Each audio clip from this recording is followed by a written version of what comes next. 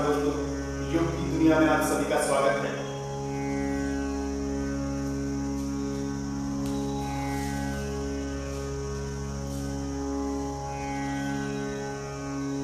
लंबी गहरी सांस लेके देखना, आराम से बैठना, अनुशासन में रहना, वो सब योग विद्या हमको सिखाती है। दुनिया की एक ही सबसे बड़ी मातृशक्ति है योग। आओ मिलकर आगे चले, एक कदम योग की ओर। योग हमारी भारतीय संस्कृति है। योग जो हमको बहुत पुराने साल पहले मिली थी, ये संस्कृति आज भी जीवित है। ये दौड़ धाम भरी जिंदगी के अंदर हम सब यदि योग को अपना लें, अपनी दिनचर्या में योग को डाल दें, तो समझ लो आपका जीवन है वो सुखमय बीतेगा, आपका जीवन है वो आनंदमय बीतेगा, तनाव मुक्त बीतेगा, आपका जीवन एकदम तरोताजा हो जाएगा और आपका पूरा शरीर स्वच्छ हो जाएगा। इसलिए योग को अपनाओ और शरीर को स्वच्छ बनाओ। यदि अच्छे इंसान बनना हो तो योग को अपनाना जरूरी है। योग हमको आध्यात्मिक की ओर ले जाता है। यदि बच्चे छोटी उम्र के अंदर योग को अपना ले तो उसका जीवन पूरा सफल हो जाएगा। इसलिए योग को अपनाना जरूरी है। अंतर्राष्ट्रीय योग दिन के दौरान हम सब एक साथ मिलकर योग करेंगे। कोई ऑनलाइन करेगा तो कोई घर पे करेगा, कोई गली में करेगा तो कोई गली मोहल्ले में करेगा। तो सब लोग, हमारी हिंदू की संस्कृति, हिंदुस्तान की संस्कृति है, तो हिंदुस्तान के अंदर योग 21 जून के दौरान करना जरूरी है, उसको आगे बढ़ाना जरूरी है। हम सब मिलकर एक साथ करेंगे तो ही हमारा जीवन सार्थक होगा, हमारी संस्कृति आगे बढ़ेगी। हमारी संस्कृति आगे बढ़ेगी तो पूरे विश्व में हमारी संस्कृति को अपनाया जाएगा, और पूरे विश्व में ये संस्कृति को अपनाया गया तो समझ लो हमारी भारतीय संस्कृति, हमारे भारत को विश्व महासत्ता बनने से कोई नहीं होगा। तो योग को हम अपनी दिनचर्या बना आगे बढ़ाएंगे। पहले हम प्रार्थना से शुरुआत करेंगे। दोनों आंखें बंद करके एकदम सीधा बैठना, लंबी गहरी सांस लेंगे, ओम का उच्चारण के साथ हम प्रार्थना की शुरुआत करेंगे।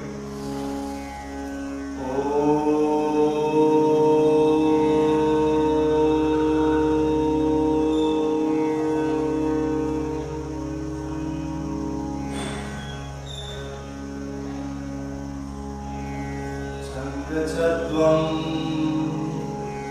संवदत्वं संगो मनसेयमिता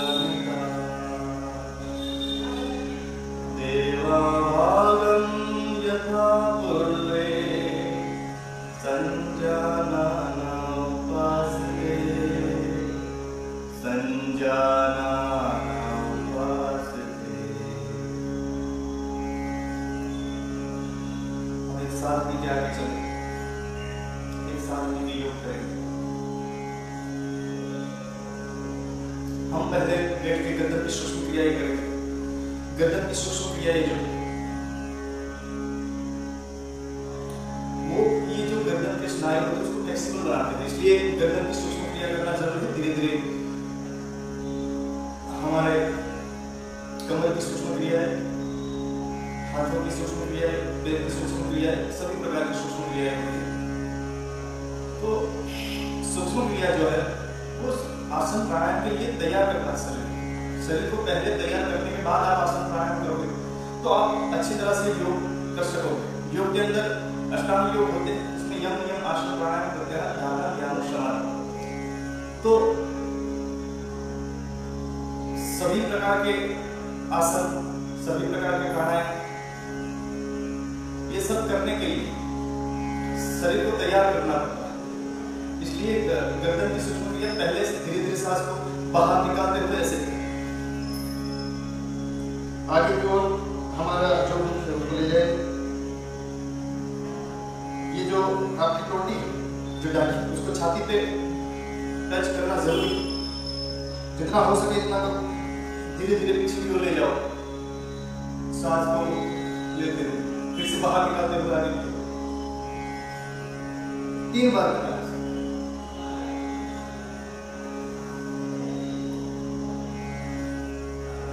और दूसरा सूक्ष्म क्रिया गर्दन, ऐसे मुख को एकदम लंबी सांस लो, धीरे धीरे बाहर निकालो, बाहर निकालते हुए दाहिनी ओर अपना एकदम बाजू में ले जाओ, सीधा खंभे के समान अपना मुंह को। इसी तरह दूसरी तरफ ऐसे, जितना हो सके इतना आरामदायक स्थिति में एकदम सीधा। Very good. सांस को बाहर निकालते हुए दाहिनी ओर, सांस को लेते हुए सीधा, फिर से ऐसे 3 बार करना। अब तीसरी सूक्ष्म क्रिया नॉर्मल है, ऐसे ही करना है। सांस को बाहर निकालते हुए मूल स्थिति में आ जाना है, फिर से सांस को बाहर निकालते हुए फिर से सांस को मूल स्थिति में आ जाओ। तो ये जो गले की स्नायु है वो फ्लेक्सिबिलिटी बढ़ती है उसमें। कभी कभी गला जो है अटक जाता है, उसको तकलीफ दूर करने के लिए ट्विस्ट करना जरूरी है। इस सूक्ष्म क्रिया करोगे दिन ब दिन तो गले का जो दर्द है वो दूर होता है, स्नायु का जो प्रॉब्लम जिसको है उसको दूर होता है। अब हम आगे पीछे की ओर, दाएं बाएं, ये सब सूक्ष्म क्रिया की और राउंड सांस को बाहर निकालते हुए ऐसे दाएं ओर ऐसे करो। 3 बार सांस को करते हुए बाएं विरुद्ध दिशा।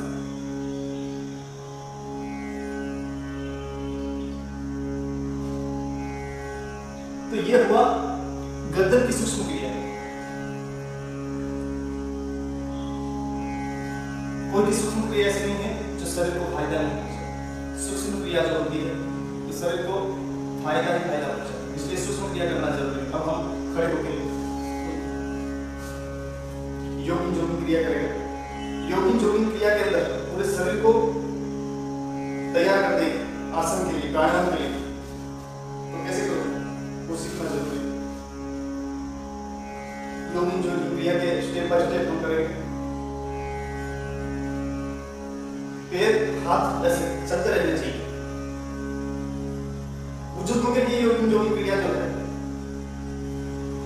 ऐसे,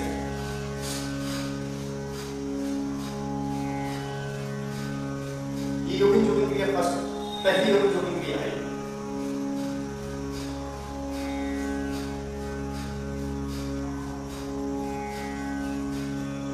दूसरी को स्पीड के अंदर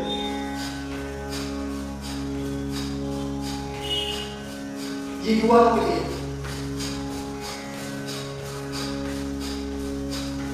तीसरी योगिन जोगिन क्रिया है,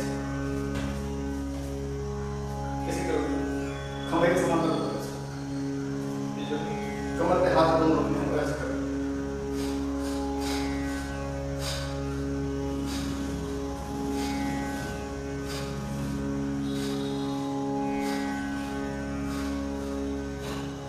ये 4वां अभ्यास है।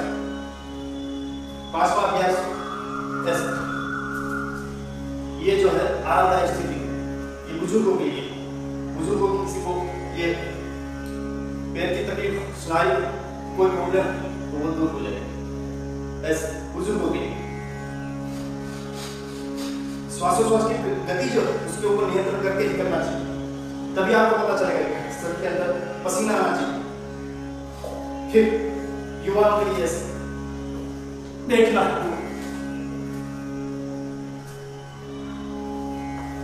ये 5वां अभ्यास। फिर 6वां अभ्यास ऐसे,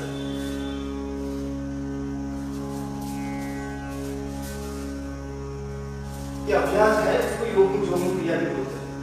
ये पूरे शरीर को नियंत्रित करता है, शरीर को स्वच्छ बनाता, आसन प्राणायाम के लिए, इसलिए ये 6वां अभ्यास।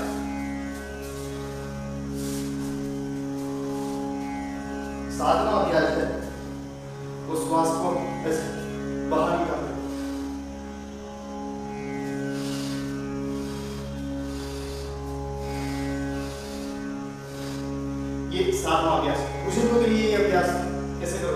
आरामदायक। सांस को बाहर निकालो फिर से, और बड़े बच्चों की ऐसे।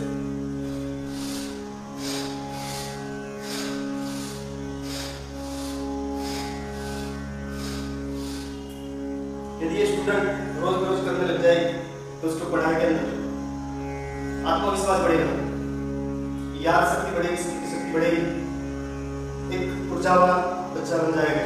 इसलिए ये अभ्यास करना जरूरी है। अब हम 8वां अभ्यास करेंगे।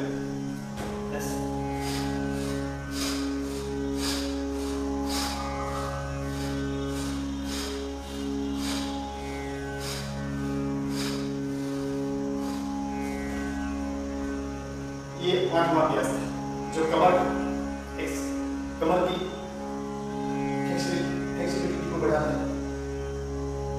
और 9वां अभ्यास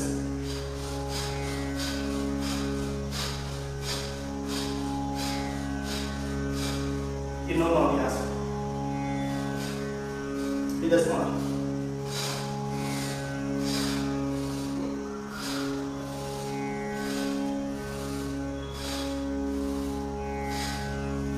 ज्ञान अभ्यास है। ठीक, जो ऐसा करना चाहिए, सुनो ऐसे युवाओं के लिए ऐसे,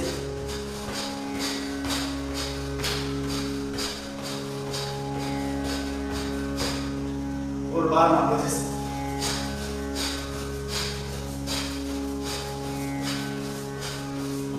ये 12वां अभ्यास।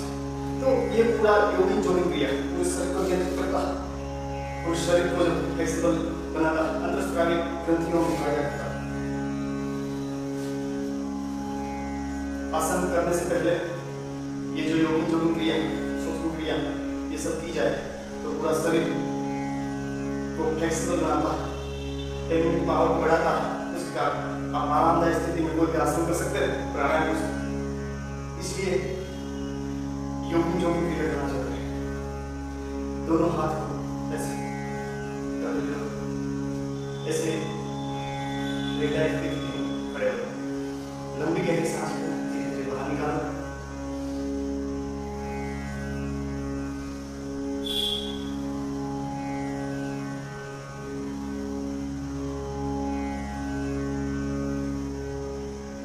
फिर से हम सूर्य नमस्कार के लिए तैयार हो जाएंगे।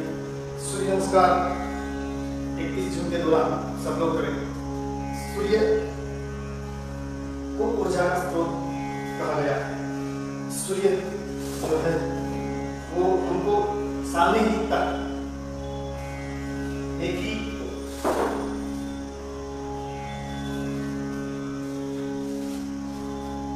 ऐसा देव जो हमको सामने दिखता है। हमारे शरीर के अंदर सूर्य नमस्कार का बहुत बड़ा पूरे शरीर के अंदर प्रभावित करता है। शरीर के सब अंगों को मजबूत बनाता, तरोताजा बनाता। तो सूर्य नमस्कार जो है वो शरीर के लिए अत्यंत लाभकारी है। सूर्य नमस्कार प्रातः काल में किया जाए तो सबसे अच्छा है। सूर्य नमस्कार प्रातः काल में करना चाहिए। क्यों प्रातः काल में करना चाहिए? क्योंकि जो हमारा ब्रह्मरंध्र है या ब्रह्मरंध्र जो है उसके ऊपर प्रातः काल में सूर्य नमस्कार सुबह में करो, सीधे किरण ये मस्तिष्क के अंदर जाता है। उसके किरण पूरे मस्तिष्क के अंदर जाता है तो पूरा शरीर को ऊर्जावान बनाता, बलवान बनाता, शक्तिशाली बनाता। अंतःस्रावी ग्रंथि जो होती है उसके अंदर धीरे धीरे फायदा बढ़ाता है, संपूर्ण शरीर को ऊर्जावान बनाता है, भयंकर से भयंकर बीमारी दूर कर देता है। ये सूर्य नमस्कार के फायदे हैं। रोज सूर्य नमस्कार करना जरूरी है। यदि सूर्य नमस्कार आप रोज करोगे तो शरीर के अंदर कभी रोग नहीं है, आप कभी शरीर को दुख में नहीं पाओ। पहले के ऋषि मुनि जो वो हजारों बार सूर्य नमस्कार करते थे, हजारों बार, और आज के दिन में सूर्य नमस्कार 1-2 बार करके भी छोड़ देते हैं। सूर्य नमस्कार करने से बहुत सारे फायदे हैं।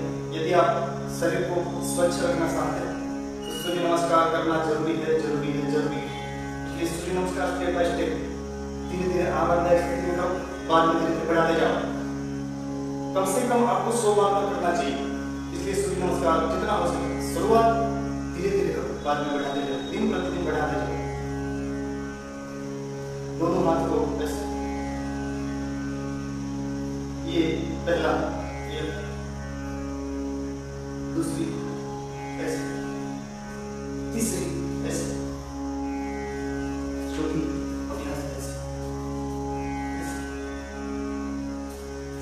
सातवां ऐसे, आठवां,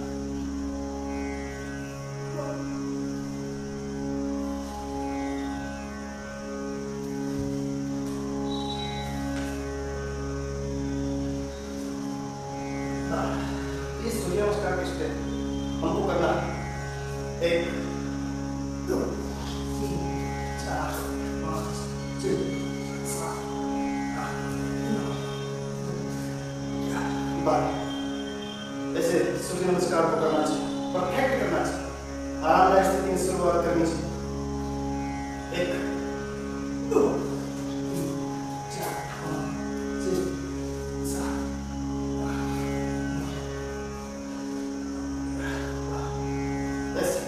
सूर्य नमस्कार को स्टेप बाय स्टेप करना चाहिए।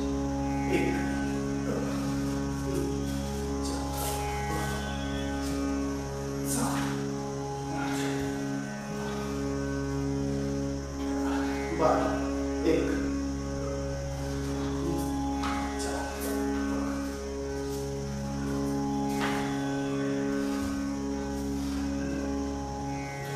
12। 1 2 3 4 5 6 7 8 9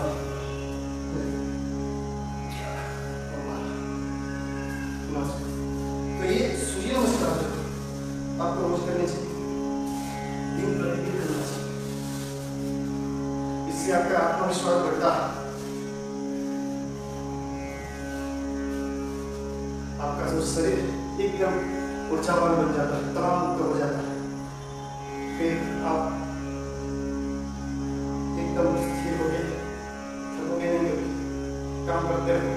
सूर्य नमस्कार करना चाहिए, पसीना आना चाहिए। यदि आप दिल से करो, ठीक तरह से करो, सभी तरह पसीना होगा।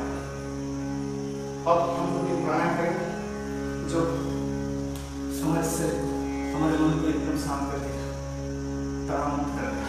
इसलिए अब हम प्राणायाम करें, भस्त्रिका प्राणायाम करेंगे। भस्त्रिका प्राणायाम में फायदे बहुत सारे हैं। भस्त्रिका प्राणायाम कैसे करो? ऐसे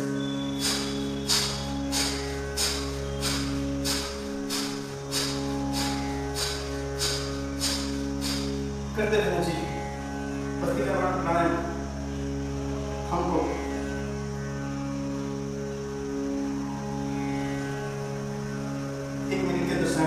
जितना हो सके इतना कर सकते हो, इसका कोई गर्मियों में कम कर, यदि ठंडी फील होगी तो यदि भस्त्रिका प्राणायाम आपने कर लिया तो पूरा शरीर जो वो गर्म हो जाएगा, आपको ठंड कम लगेगी। इसलिए भस्त्रिका प्राणायाम करना चाहिए। सर्दी खांसी एलर्जी सबको दूर करता है, हमारे जो फेफड़े उसको मजबूत बनाता है, सबल बनाते हैं।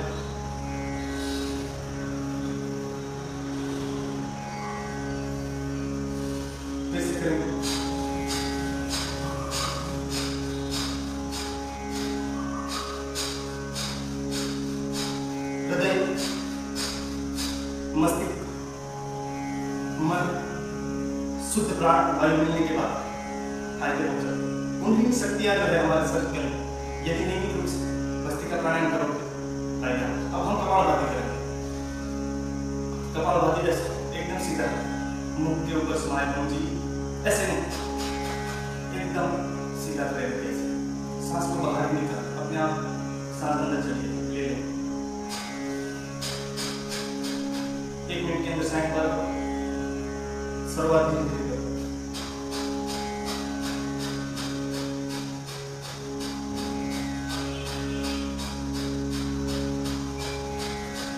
ये कपालभाति रोज करोगे तो हमारा कपाल को शुद्ध कर देगा, तनाव मुक्त कर देगा। जरूरत हो ये सहरा, उसके ऊपर कभी क्रीम लगाने की जरूरत नहीं पड़ी, अपने आप तेजस्वी बन जाएगा पूरा शरीर, पूरा सहरा। जिसको सर्दियों की प्रॉब्लम, जिसको ये जो छाती के फेफड़े वो कमजोर, सांस लेने में दिक्कत होती है, वो लोग नियमित रूप से कपालभाति करें, तुरंत लाभ मिलेंगे। खास करके बच्चों, बुजुर्गों, युवाओं को करना चाहिए, रोज को रोज करना चाहिए कपालभाति। 1 मिनट के अंदर शायद बढ़ाते रहना चाहिए।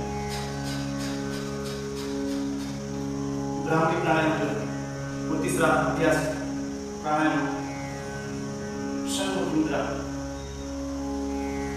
ऐसे ऐसे शंख मुद्रा, दोनों जो बाहर से बंद करने कान को लंबी गहरी सांस लेना, भंवरे जैसा गुंजन करना है।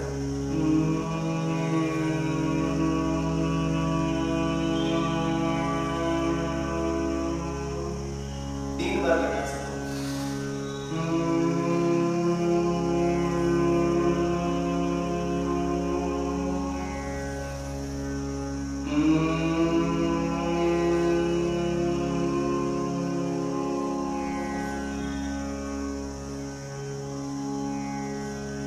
ब्राह्मी प्राणायाम मस्तिष्क को ब्राइटनेट करता, मानसिक बीमारियों को दूर कर देता।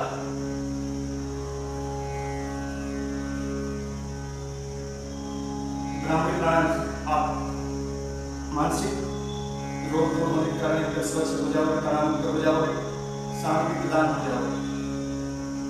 ब्राह्मी प्राणायाम जो है वो मानसिक बीमारी है उसके लिए अत्यंत लाभकारी है, उसको रोज करना चाहिए। जो ज्यादातर तनाव में रहते हैं उसको ब्राह्मी प्राणायाम करना चाहिए। और ये सब प्राणायाम जो है वो हमारे शरीर के लिए, हमारे शरीर को सुख पहुंचाने के लिए। आजकल कोरोना जैसी भयंकर बीमारी, ये महामारी दिन प्रतिदिन बढ़ती जा रही है, दिन प्रतिदिन बढ़ती जा रही है और लोगों को मारती जा रही है। उसको दूर करने के लिए योग को अपनाना जरूरी है। यदि आज नहीं योग को अपनाया तो आप धीरे धीरे करके भविष्य में बीमारी, ये कोरोना आई, धीरे धीरे करके बहुत सारी बीमारी आई। यदि योग को अपनाओगे तो ऐसे भयंकर से भयंकर बीमारी को सामना करने के लिए आपको फायदा है। आपका इम्यूनिटी पावर बढ़ेगा योग से, तो आप कोई भी भयंकर बीमारी के सामने लड़ सकोगे। तो इसलिए योग को अपनाना जरूरी है। आजकल देखा जाए तो योग को नजरअंदाज करते हैं कि दौड़-धाम भरी जिंदगी के अंदर योग को कोई अपनाने का काम नहीं करता। सुबह में थोड़ा बहुत सुन लिया, टीवी में किसी ने करवा दिया, बात खत्म हो गई। लेकिन योग को करना चाहिए। क्यों करना चाहिए? क्योंकि हमारे लिए, हमारे सुख के लिए, हमारे परिवार के लिए। यदि आप स्वच्छ रहोगे तो आप अपने परिवार को भी सिखाओ। इसलिए योग को अपनाओ और हर घर में योगमय वातावरण बनाओ। क्योंकि हम हमारी देन है, हमारी ऋषि मुनियों की देन है, हमारे वैज्ञानिक जो पहले ऋषि मुनि है उसकी देन है। तो योग को अपनाओ और शरीर को स्वच्छ बनाओ। बहुत सारी दवाई खा खा के आपका शरीर मोटा हो जाता है, स्किन खराब हो जाती है, हमारे जो बाह्य आंतरिक अंग है वो भी खराब हो जाते हैं। किडनी की बीमारियां, यकृत की बीमारियां, स्वाद पेट की बीमारियां, मन की बीमारियां, आंखों की बीमारियां, गले की बीमारियां, पूरे शरीर की बीमारियां को दूर करने के लिए यदि योग को अपना लिया तो समझ लो आपका जीवन सुखमय बनेगा। आप भविष्य में कभी भी रोग को प्रवेश नहीं होगा, शरीर के अंदर कभी भी रोग अंदर नहीं आ सकता यदि योग कर लिया। तो एक कहावत है कि रोग को उगने से पहले ही मार देना चाहिए और रोग को हमारे पूरे शरीर में हावी होने से पहले ही मिटा देना चाहिए। तो ये जो कहावत है उसको ये योग ही मिटा सकता है। यदि योग को अपना लिया तो समझ आपका जो शरीर, आपका जो मन, आपका जो विचार की शक्ति सब सुख में लग जाएगा। आपको लगेगा कि मैं शांत मनुष्य। और मुख्य बात है उसकी कि आप आध्यात्मिक की ओर चल रहे हो, आध्यात्मिक की ओर आगे बढ़ रहे हो और आप एक शांति व्यक्ति बन जाओ, शांति प्रिय व्यक्ति बन जाओ। इसलिए योग को करो, हम शांति बात करें, लंबी गहरी सांस लेके धीरे धीरे बाहर निकालें।